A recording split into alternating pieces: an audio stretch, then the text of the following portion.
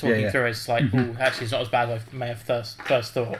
It's like Max's rebel list is your bomber rebel list has surged forward, and Robin's imperial list, to no one's surprise, is also the second place. That's why we do call you Darth Farndon.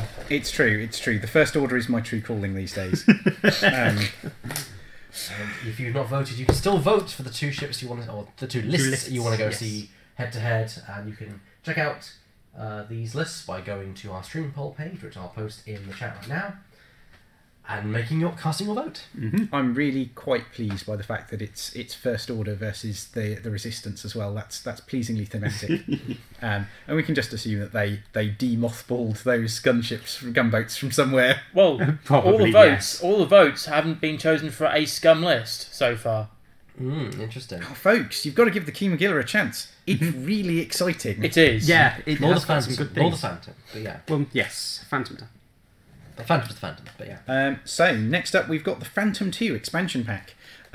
So, for those of you who are fans of the Rebels TV show, this will already be a familiar sight to you.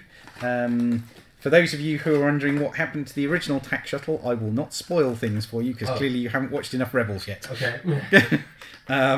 But it's a nice, nicely designed little ship. It's very kind of like a distinctive thing as well. It's a bit different to most of what we see in terms of Star Wars vessels. It's got that quite distinctive kind of like slightly brighter colour palette that we often see with stuff from Rebels as well. You can sort of tell it's got Sabine's trademark over there as well. It's kind of got that feel, hasn't it?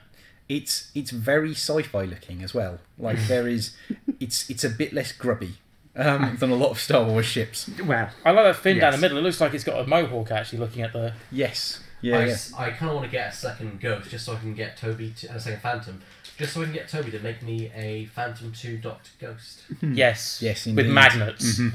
Well, just because then cause it also gives the Ghost a tail fin, which I think it needs. Yeah. It's making a nice looking thing. So you get a nice little ship there. It is gorgeous. You can see the little chopper in there. So that's the little ship model itself. In terms of the ship's stat line, it's a 2 attack, 2 defense, 4 hull, 1 shield stat line. But it's worth noting it does have a rear-facing auxiliary firing arc. So that gives it shots out the front, shots out the back. Obviously, those are still all going to be 2 dice, but that does make it a little bit more flexible in terms of what it can do. It's like having a base stat line TIE SF, and we all know what you think about the TIE SF. Yeah. It's obviously with the and with an upgrade line of just crew and astromech, so you can play around with those kinds of combinations, which previously we've only seen on the Arc 170. Yeah, as a combination.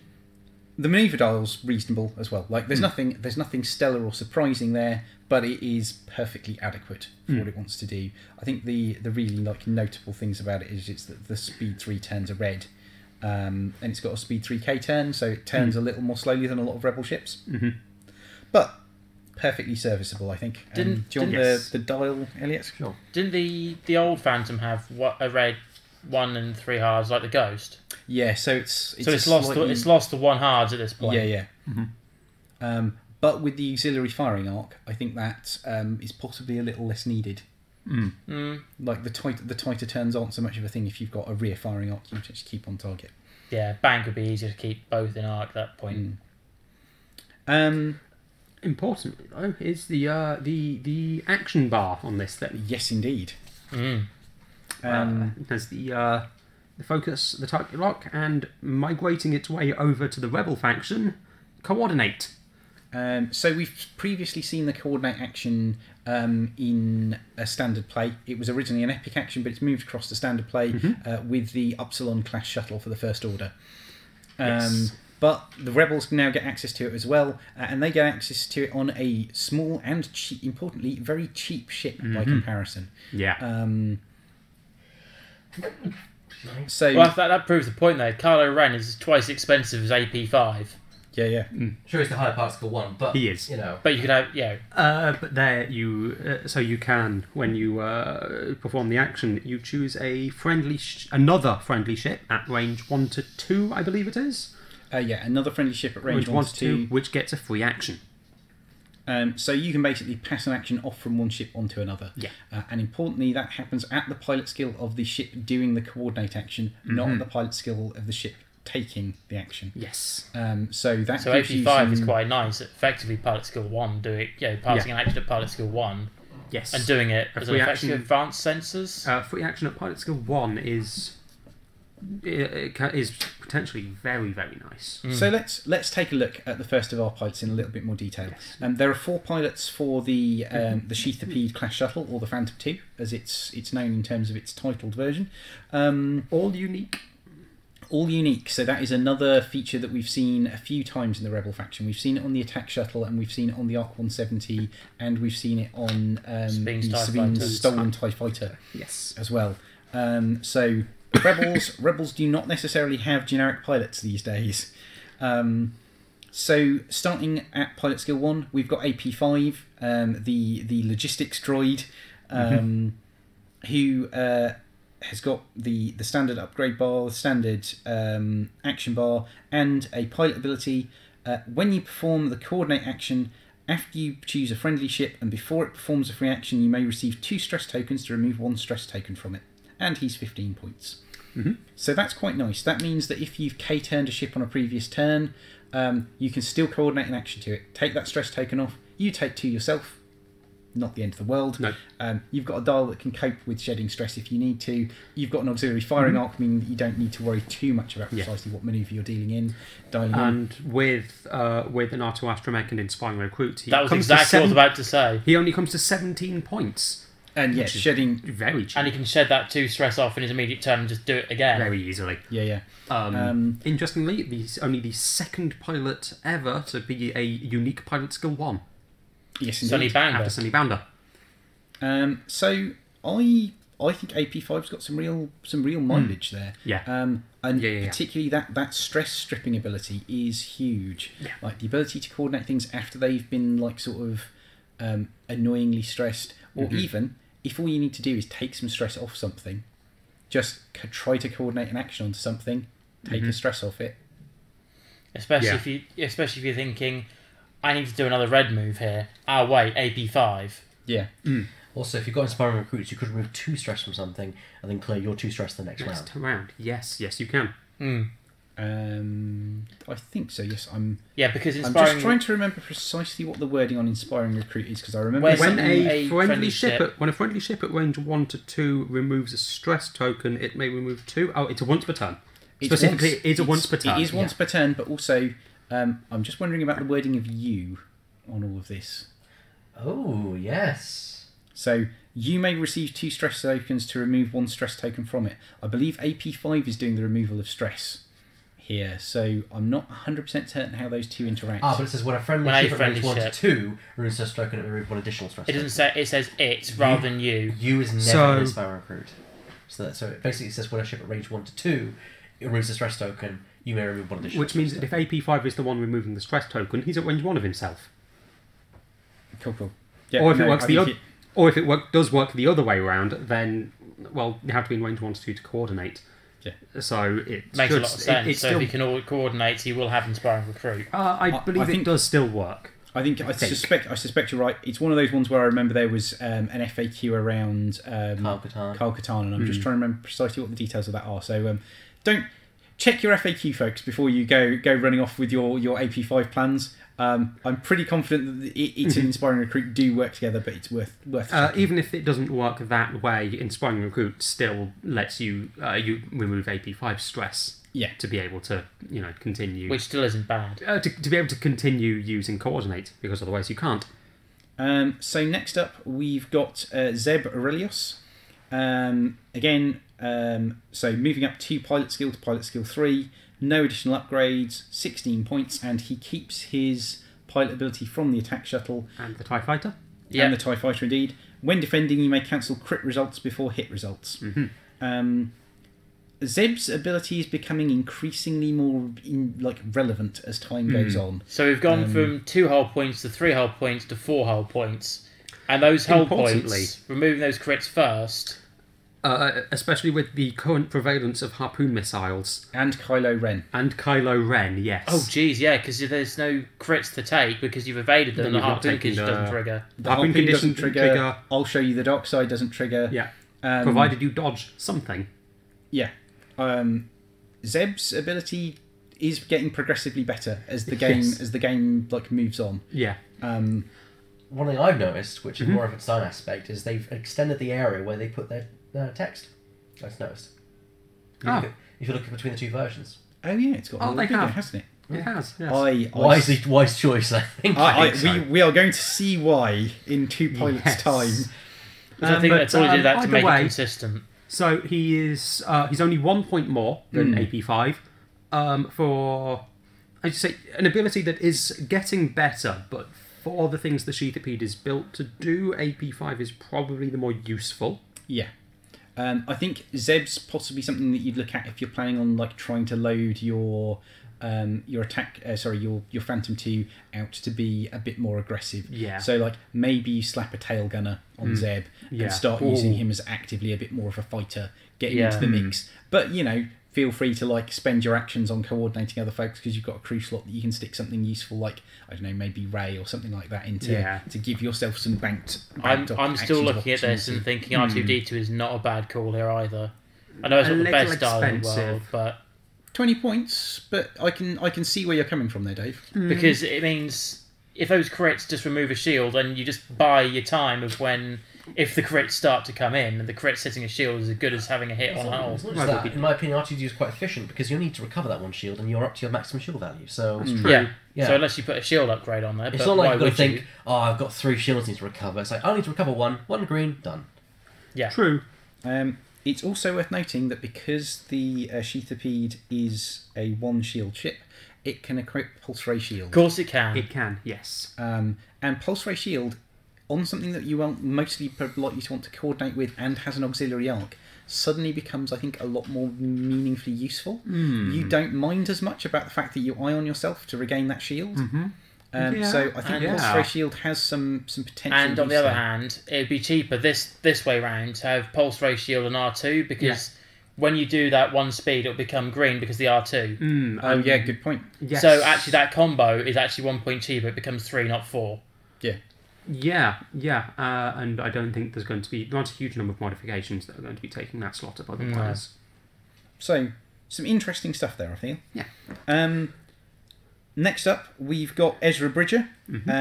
Pilot skill 5, Ezra Bridger, who apparently has got a little bit better at flying spaceships since the last time we saw him. Or is that to do with something that's happened in Rebels that I'm not going to mention? Oh, he's flown spaceships a bit more. So he has. Some more spaceships have occurred. Yes. He's learning. He moves up to 17 points, so only 1 more point than Zeb. And I think this is the real, it's not AP5 that stops Zeb from being taken, it's Ezra that stops Zeb from being taken. Because Ezra gets an elite pilot talent slot. And he gets to keep his ability from the attack shuttle. When defending, if you are stressed, you may change up to 2 of your focus results to evade results. So there's a few different things that you can do with Ezra. The internet has been going slightly excitable for the idea of putting either the tactician and R3A2 combo or the gunner and R3A2 combo to give you a cheap source of double stress from a front and rear arc. Yeah, interesting combo which Lethality mentions. Kyle Katarn R2 and Pulse Ray Shield. Yes. Yep. Because Kyle Katarn will remove that. Remove that stress. Kyle Katarn will activate, you get your focus. Then you can coordinate. Yeah, very reasonable. So the stress bug, Ezra, as it's been described, I think has a lot of merit to it. If you're going for the R3A2 tactician version, you're looking at 21 points for a ship that can double stress. If you go for gunner, you're looking at 24. Which again, that's still very cheap for what you're going to be doing, and or you go for Baze Malbus. Because you can have a shot at the front, shoot at the back. Well, then you could single stress two different things. ships. Yes. So slightly cheaper. So those all have some interesting options there, and obviously, in the process of stressing yourself, you make yourself more durable. My initial thoughts here, because the way R3A2 and Tactician are going to work, it'll be at pilot skill 5. I'd prefer probably Rage, Inspiring Recruit R2, and that's 20 points. Well, that's a different. That's filling a different role at that point. That's using him in a more sort of actually trying to do damage and be an offensive ship kind of way, which is still something you can definitely you can very much do with it, but it's a completely different build to using him as a stress bug. The other option you can do is you can go all in on the support side of him and give him Push the Limit and R2. Yeah. So you've got this very open dial. You can take an action yourself to make sure that you've got a focus token or a target lock or whatever else you might need to do, and then you can also coordinate to pass actions off to other people, and you kick your stress in the activation phase. So for the entirety of the combat phase, you're then kitted out for your defense as well. I am really quite heavily leaning towards the Push the Limit R2 Ezra, because that's 21 points for a very decent support ship. And then you can throw additional crew on there as to you could throw an Inspiring Recruit on, you could throw Janors on. There's a few good number of options there on there. Or you could go for Ginerso and pick up a massive pile of focus tokens and distribute them to one of your friends, because it's everything's in your front and rear arcs. It's very nice. I think Ezra. I think we're going to be seeing quite a bit of Ezra in the. It's one of those things. I think in the very near future. I think every version of Ezra that's been mentioned there has got a very good fit, and it's up to your playstyle and what you want to do with him. I think he's flexible in what you can actually get, the kinds of builds that you can use with him that will sort of stay viable. It's good. And next up, we have another Rebels spoiler. Sorry, folks, if you're not up to speed on Rebels, don't watch this segment. Sorry. You should watch it though. It's great. Rebels is brilliant. Watch it. Go and do it now.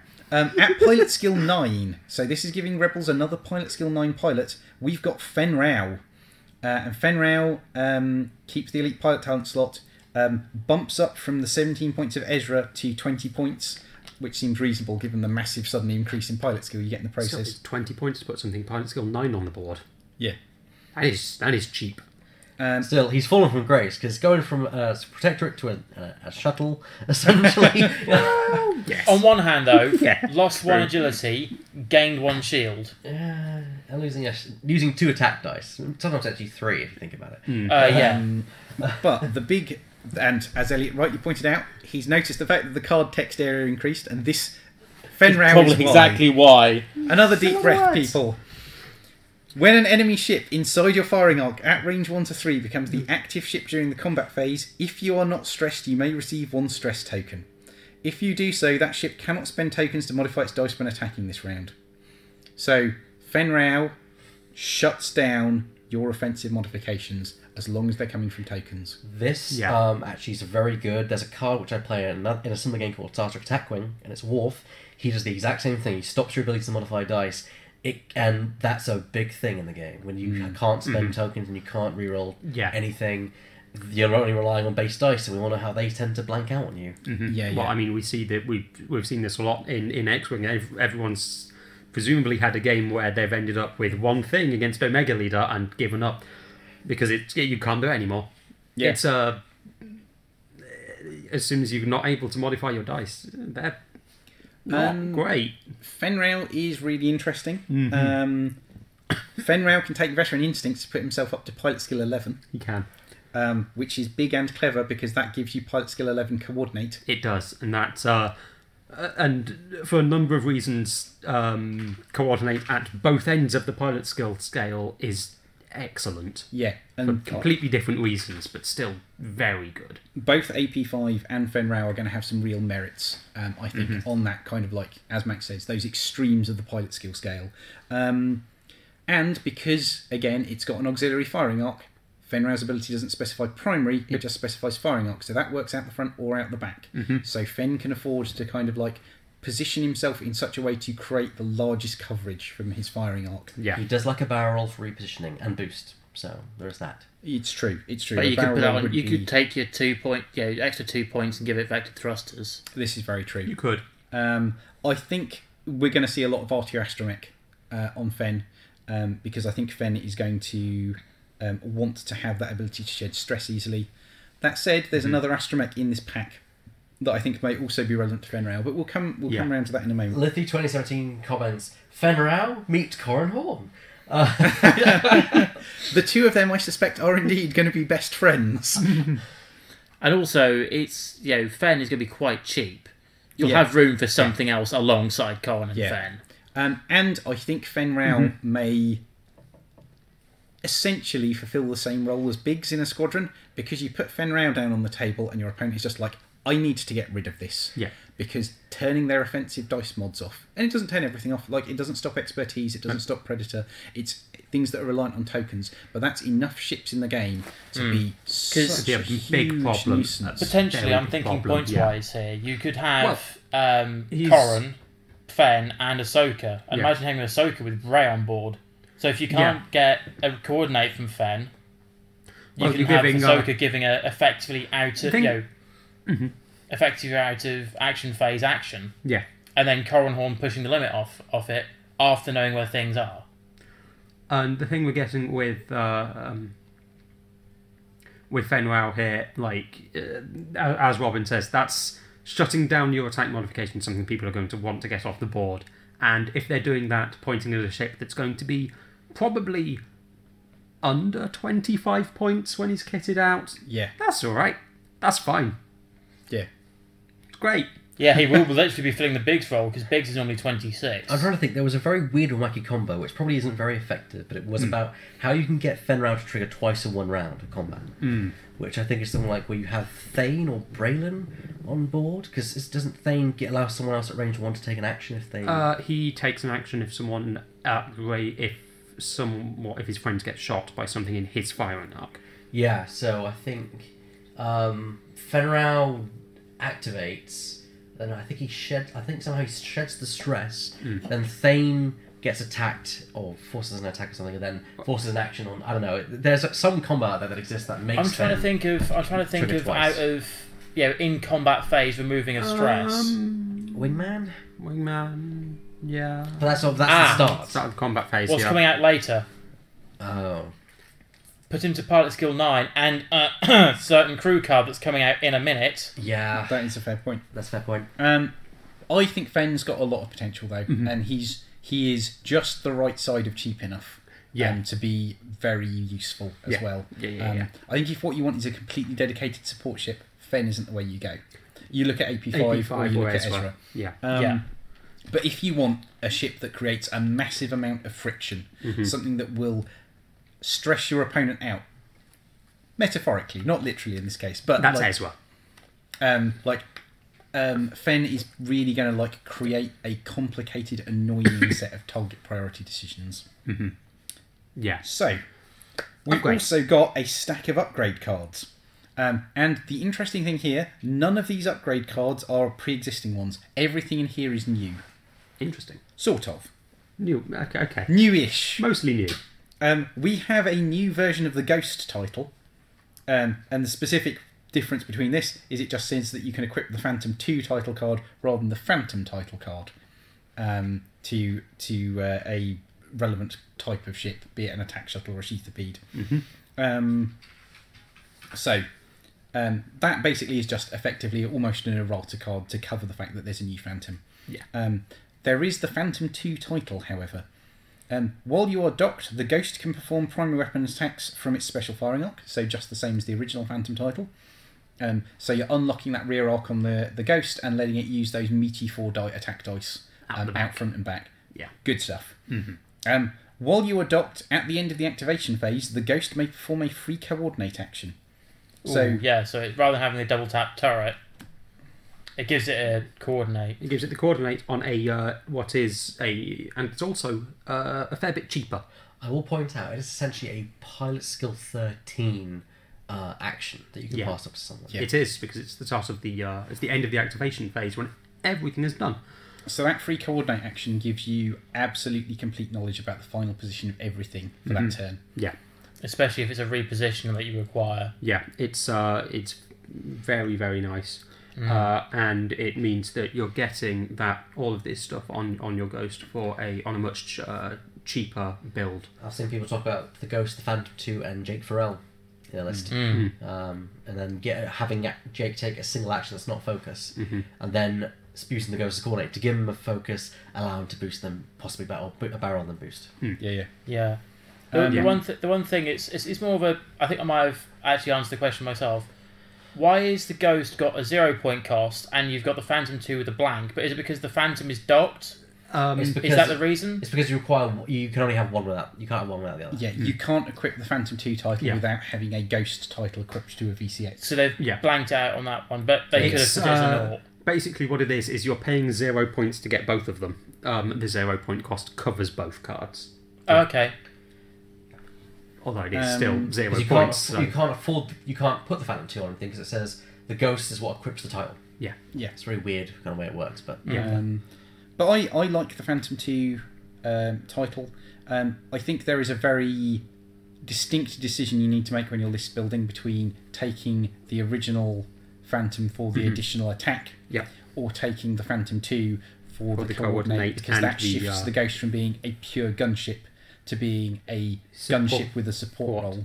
Which is also very interesting because it also changes the way the two things work, because everyone kind of agrees that the new attack shuttle is better than the old one in terms of versatility, but the old one is better as attack craft. Yes. So it's like, okay, do you want a better? And I think people agree that the new one is more survivable. I think because of the shields and what you can equip on it.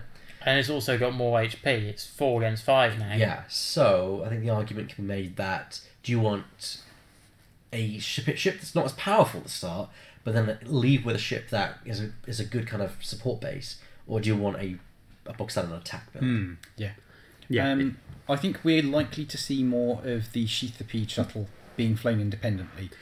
I think it's going to take a lot to encourage people to move away from the original Phantom being docked on their Ghost, because that additional turret shot is so appealing as an option. It's an extra attack. And especially we've seen from like Dengar, from Quick Draw, from a number of other things, an extra attack Corin Horn. An extra attack is really valuable. It's a big thing, And also, if you took the Phantom alongside the Ghost with the attack shuttle docked, you get the best of both worlds there.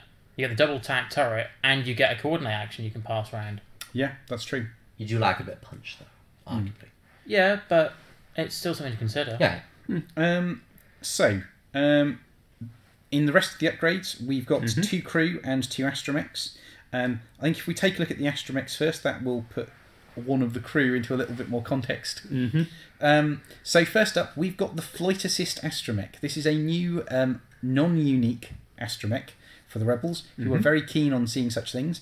It's a 1 point astromech as well, so for all of those like cheap generics or other places where you might be like, I'd really like to fit a cheap astromech onto something, even if it's just fuel for your integrated astromech, Flight Assist astromech may be the card for you. First of all, you cannot attack ships outside of your firing arc, so for those of you who are wanting something cheap to put on your TLT Y-Wings, maybe not. Yes, BTLA 4. Well, yeah. After you execute a manoeuvre, if you did not overlap a ship or an obstacle and there are no enemy ships inside your firing arc at range 1 to 3, you may perform a free boost or barrel roll action. So, it's conditional under the circumstances which you can do it, but it gives ships that quite often will not have access to repositional actions, access to repositional actions. Or think about that first turn. You could do a move, not be at range bound 1 to 3, and then boost, and then still have an action. Which could be that difference between not being range 3 to being range 3 for a target lock. I think this is going to be especially helpful on sort of the ace level pilots in the for the original X-wing, Wedge and Wes, because they don't, unlike a lot of other X-wing pilots, they're not married to a particular astromech at this point anyway. A lot of the lower ones are. But this allows them to effectively reposition. Well, it gives them a repositional, which is something the X-wing seriously lacks. And for ships that want to be making attacks, it gives them the repositional when they really need it, when they don't have something in arc. And I was going to say, and this is also, I'm thinking of the Baby Blues here. This gives you another, rather than having an R2, you can have this instead. But there is only one copy. There is only one copy, yes. I am exceedingly sad about the fact that the Sheathipede only has one copy of Flight Assist. If there were two, I wouldn't raise a question mark about it. Mm-hmm. If there were four, I'd be the happiest X-Wing pilot in existence. I mean, to be fair, I don't mind buying 2 Phantom 2s just for some of the stuff that comes in, and so I can fly 2 of them. But yeah, buying 4...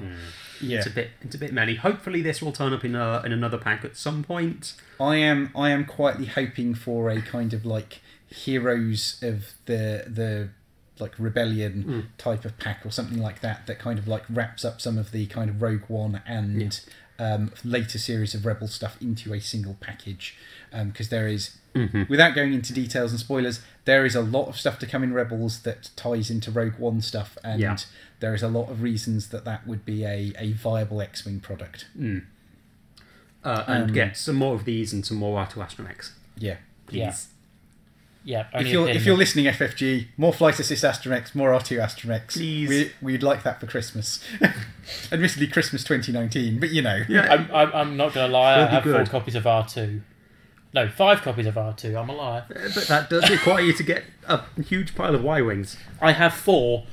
That's a huge pile of Y-Wings. Next up, we've got another 1-point Astromech, but this time it's Chopper, everyone's favourite grumpy robot. Yay! I'm a big fan of Chopper, I really am from the series. Chopper, as an action, you can discard 1 other equipped upgrade card to recover 1 shield. So it's the it's the cheapest shield regen the game's given us so far. Yep. But does take an action and 1 of your other upgrades. Yep. That's where you're going. I'm going to look for some 0-point stuff here. To turn into shields. Yeah. Isn't there like a Y-Wing which you just load up with 0 or low point upgrades? Yeah. The bomb loadout. Bomb loadout, title, guidance chips, extra munitions. So an interesting point with that. If you put Chopper on a Y-Wing with the BTLA-4 title, and Chopper saws the BTLA-4 title off, suddenly your turret starts working outside of the firing arc again. Oh dear, there are some firing arc. I need to recover a shield. Goodbye. But you do lose the double tap. You do lose the double tap. Chopper's taken the restraining bolt off the turret. Yes. I'm liking this even more. The downside of Chopper is he does take an action to regen, and as we've seen with Gonk, action regen is not necessarily something that proves to be efficient long term. But if you're saying having something that's giving it an action through coordinate, then you spend your action to do this. Yeah.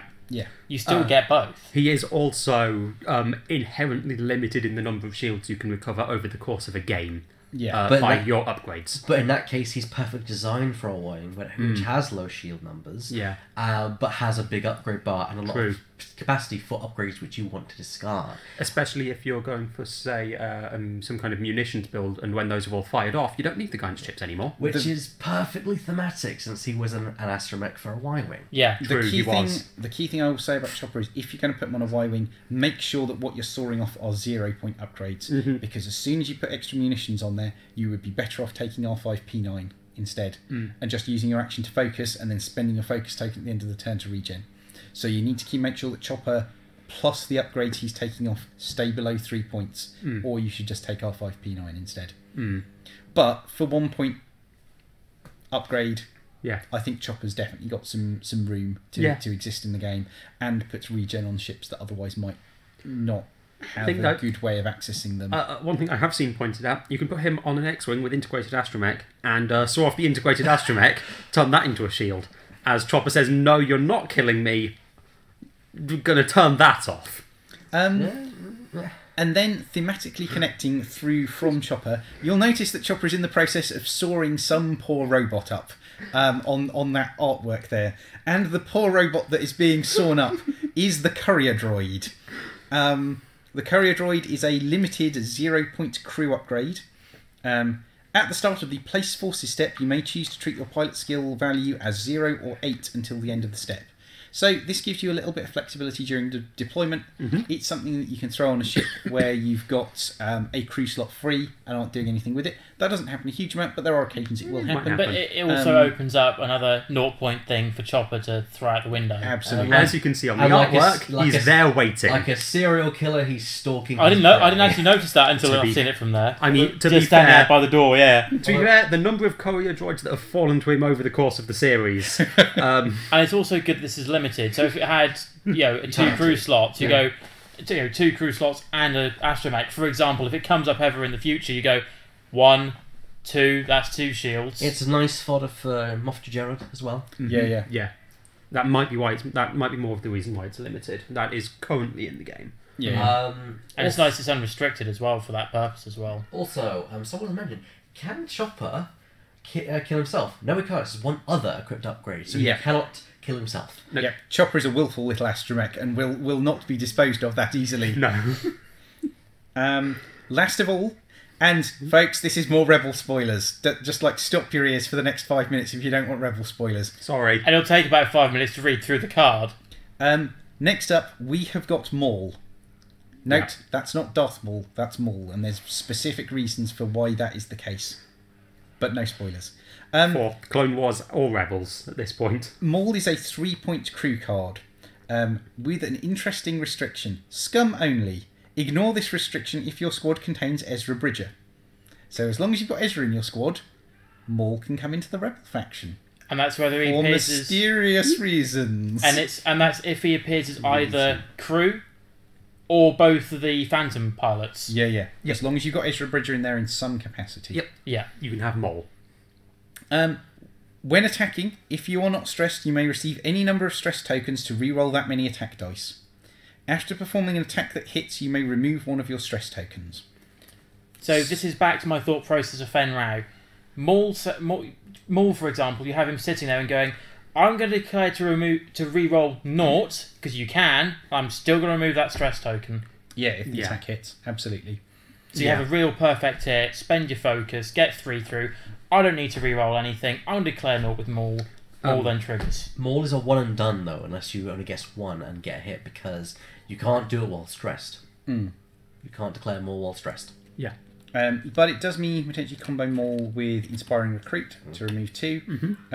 Or you can do things like put him on a B-Wing with the crew slot mod and put him on Kian Farlander, and then Kian can reroll 2, spend one of the stress that Maul's given him to modify the focus results into hits, and then Maul removes the other one. Maul removes the other one when the attack hits.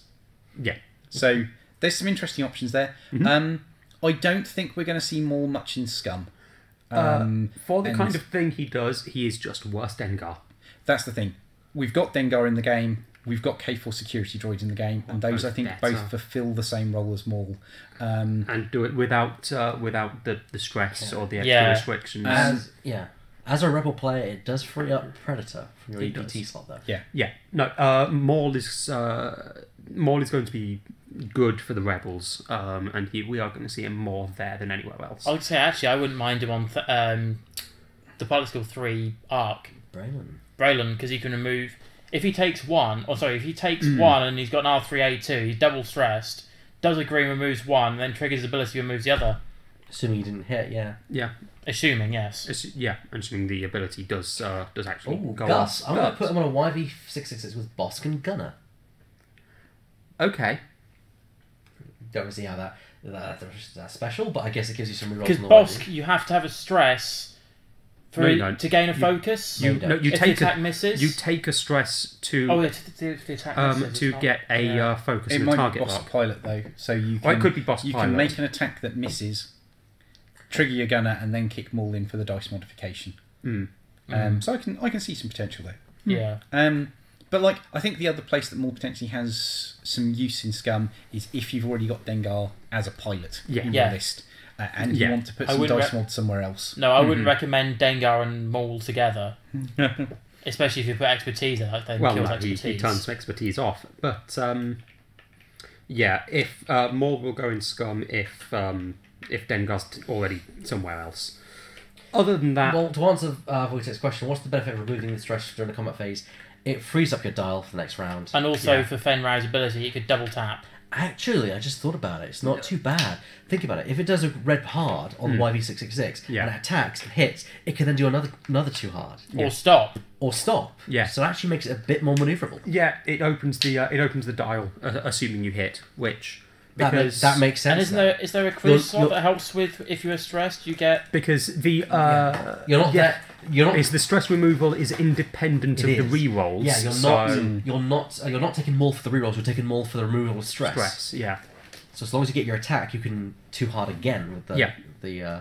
or Well, stop. or stop. But I still think but really for 2 harding, you really want 2 hard again next round probably. Probably, yeah, gets you actually turning around much, much faster. But Or I 3 think- hard, or whatever. I think that's a nice package of stuff there for the Phantom 2.